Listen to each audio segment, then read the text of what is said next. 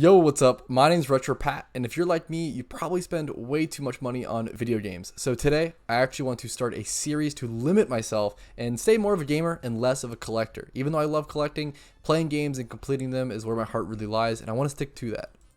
So starting today, I want to embark on a journey. I want you guys to join me on that journey, and from today on, whenever I complete a game, I will be adding $20 to my video game budget.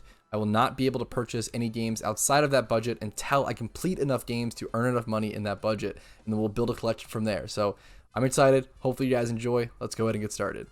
Alright, I think the best way to start this series off is to show you guys my current collection, give you guys an idea of what I collect, my current video games, my current systems, what games I could play, what games you guys want to see me pick up that I don't already own, etc, etc. So starting off with the PS2 block here, we have Billy and Mandy, which needs to be resurfaced on the top. Crash Tag Team Racing there, Sly Cooper #1, which I've never played, Star Wars Revenge Racers, and then Chicken Run on PS1. All these PS2 games here, a lot of which I have played, a lot of which I haven't. You really got to ask in the comments down below, and I will try to get to you guys my best feedback. PS1 stuff here on the right, tough to see. Scooby-Doo and the Cyber Chase, a very cool game. Here we have the Japanese import section. I do have a Japanese PS2, thankfully. I love that system. It's super beautiful. Love the ceramic white. The Wii is probably my least played and least experienced console. If you have GameCube recommendations, it is an RVL01 Wii, so it specifically can play GameCube games. I'm not really a huge GameCube kid or a Wii kid. I didn't play too much of this growing up, so if you have recommendations, that might be a good starting point. Xbox 360, one of my favorite consoles growing up as a teenager. Definitely was a Call of Duty kid at times. A lot of great games there. Halo Anniversary Edition I actually picked up recently. I loved Halo 1 on the original Xbox. Game Boy and DS and a 3DS as well over here. We see some Game Boy games here in this crevice. I keep them all out of their boxes because I don't like to touch my Game Boy boxes. I want to get them cased up at some point, but we have some cool games there and two Japanese import games. We show off the loose games up here. I do have a decent amount of loose games that were just from my childhood. I would like to keep complete and box collecting from this point on, but I do have a decent amount of loose games. Blue Dragon there, a JRPG on Xbox 360 that I've never touched. I picked it up recently for a good price. That might be a good option to go ahead and play. Ready to Rumble 2 here on PS2. Haven't played too much at all. I played it like essentially once. Ghost Rider I have completed. Tony Hawk's Pro Skater and Spyro 1, I have completed both of those. Fighting Force 2 and Crash Bandicoot 2. I've never played much of Fighting Force, but I have beat Crash. Driver, I believe, is too scratched. Could play that, though. GTA 3, haven't played much of that. Dave Myra BMX, have never beaten that, but love the game. Some Spec Ops games there that I haven't really touched too much. SpongeBob, I've never finished. Really fun platformer, though. Bugs Life, I've also never finished. A great platforming game. Some demo discs, a Knockout Kings. Star Wars Demolition, a fantastic game. I would love to be pushed to finish. Ace Combat as well, fantastic. I would love to finish some racing games. Shadow of the Colossus, believe it or not, I've never finished. C12 is also an underrated PS1 game. Thrillville and Dexter's Lab. Alright, but that's the collection. That's the basis. Now it's time to play some video games. Alright, so the first game I beat for this challenge is one that I've been playing on and off since around 2010, since its release, and that game is Limbo. If you haven't played Limbo, I definitely recommend giving it a try. It's super, super worth it. I feel like it's definitely one of those games that everyone should play at least once, or maybe even just watch the playthrough of. You can actually watch a playthrough of this game around an hour's time. Obviously, it took me a really long time to play through it. It's sort of a horror, aesthetic, stylized, artsy puzzle game. Similar to Portal in terms of its difficult puzzles, but very, very different in terms of gameplay. It's more of a 2D side-scrolling adventure game, and it's really interesting. It's very ambiguous. You're this... I don't know why, I always took it as you're this kid looking for his sister lost in the woods. That's how I always perceived it, but after watching some videos explaining it, it's much deeper than that, but I like my little kid brain, I guess, analysis of it. Me looking for my lost sister in the woods, and eventually you do end up what seems like finding her at the very end. But it's a really beautiful game, really artsy, really fun time. It's just such a unique game. It is. There's nothing like it. It is truly an extremely unique game, and you can tell whoever created it really had such a beautiful vision for what they wanted, and they truly had such imagery and such imagination and I don't know who created it, but the creator is clearly a genius, and it's just a beautiful game to play through and through. It can get really frustrating at times. I will confidently say that I completed around 75 to 80% of the game myself, but I will also confidently say that I absolutely Googled and YouTubed guides on how to get through certain parts because it was way too difficult for my simple monkey brain. That might be a pattern that arises throughout this challenge, but I did complete Portal, mostly by myself, and it was still a fun time. Took me way too long. Obviously been playing it on and off since 2010. I've gotten very far in it up until here, but I've never completed it, so I'm really happy to say I finally did fully complete the game. You know what that means? That means I can purchase a new video game. That was a bit of a weak rip, but that's okay. Here we are opening Dragon Age Origins. So it looks like this actually has another box inside. So crazy safely packaged. I respect that, but let me get this box open. And we love safe packaging around these parts. I was pretty surprised by that, I'm not gonna lie. So it actually opens up into this little, so much paper wrap noise, but that is pretty beautiful. It has the huge dent there, which I saw on eBay, but I'm okay with that. It's not really a huge deal. Beautiful looking game. Dragon Age Origins. This is the Steelbook edition. There is like more of like a collector's like kit around this, but I was okay with just having the Steelbook. I've never played this game. I've wanted to play Dragon Age Origins for so long. An RPG on the Xbox 360. I was a huge Skyrim fan. Any medieval RPG I'm gonna love.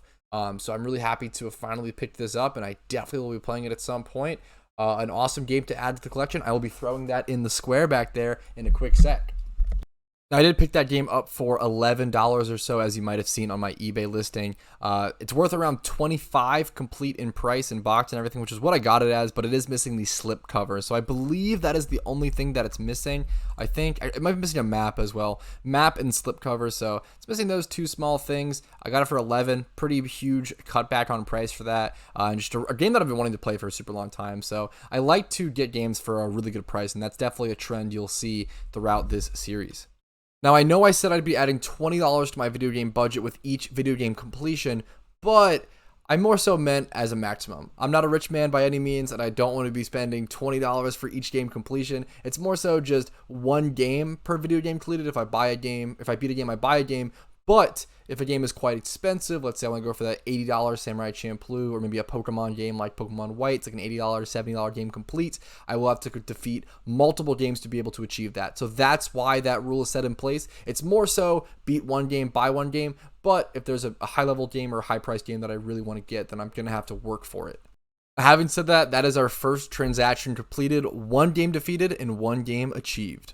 All right, on to the next game that I've completed for this challenge, Dungeons & Dragons Daggerdale. This was an arcade exclusive game, I believe, on the Xbox 360, or at least it was like a digital download only.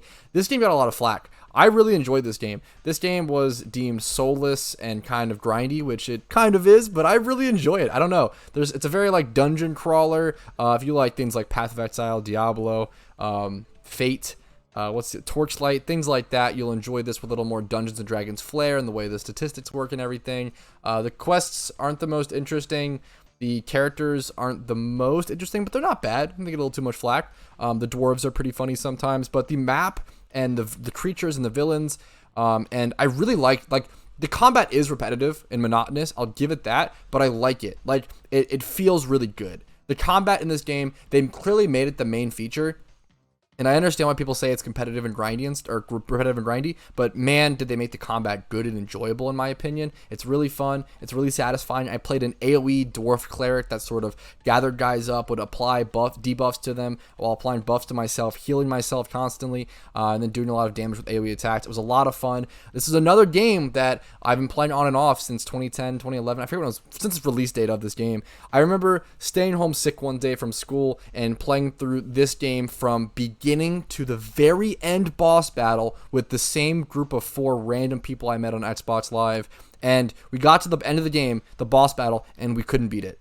We had played the entire game together, just me and these 3 other random people, and it was so much fun. It was the best sick day ever that I remember it to this extent, still to this day, and we just couldn't beat the boss. So finally, as an adult, I went back and I finished it, and it was super enjoyable. And I'm really happy to follow this sort of theme in this series where I'm going back and finishing games that I loved as a kid, but I never finished. And I'm really happy to finally finish this one up. I really enjoyed this game, like solid 7 out of 10 game, really good, grindy, chill, fun time. I really like dungeon crawlers like this. It was very RPG-like, very progressing your character and leveling up and gaining stats and everything. I enjoyed it. Got to give it a solid recommendation, 7 out of 10. But another game completed means it's time to buy another game. Now, as you might have noticed, I did go ahead and pick up 2 games there, already breaking a lot of rules in episode 1, but that is because 2 reasons. First of all, these games are very much collector pieces. I don't see myself playing these 2 games very much, if at all, especially this one, because I don't even have a system to play it on. But man, for as cheap as they were, I got these games dirt cheap because the seller actually sent me a coupon to his site for $10 off on a purchase. So this would have been, I think, 20 initially, and I picked it up for 10, I believe. And this would have been Seaman. This would have been 15, and I picked it up for 5. So 5 for this, 10 for this, like just 2 and fantastic Japanese imports that will look beautiful on my shelf. And they're really funny games. Seaman's a hilarious game. I believe the only English copy was released on Dreamcast, I want to say. I'm not a huge Sega kid. Dreamcast, I believe. I would love to play the English edition one day. Such a strange game. You literally take care of a fish with a human head, and he grows with you. It's a simulation type, like taking care of an aquarium game, but with a very weird creature in said aquarium. It's a fun time. Now, Pokemon Coliseum, this is a game that I will never be able to afford in the English edition, so I wanted to go ahead and pick it up in the Japanese edition for the shelf flex, and this game looks beautiful. Why do our GameCube cases and copies not look like this? It's so much smaller, as you can see, compared to the PS2 one. It's so much smaller of a case, which makes sense since the disc is so much smaller on the GameCube. I was not a huge GameCube fan. You take the little slip cover off, and then it opens like this. It's so perfect, and it fits nicely, and I love this. I'm in love with the casing, even though I have literally no way to play this game. It's shelf flex, and I'm happy with it. I'm happy with the purchase. They were just dirt cheap. Can't get better than that. Once again, to give you guys an idea of how cheap these games were, here's the price charting for Japanese import Seaman on PS2, going for $18 complete. Got it for $5. And here's Pokemon Coliseum, which currently says it's valued at around $102, but I don't believe that number. I don't think that's correct. I would say it's probably around 30, maybe 40 or so. Here's some other listings. I think this number is taking into account the bonus disc for Celebi, which people use to shiny hunt, I believe. So that's why it's overpriced. So not that great of a deal. I didn't get a $100 game for $10, but still a great deal nonetheless.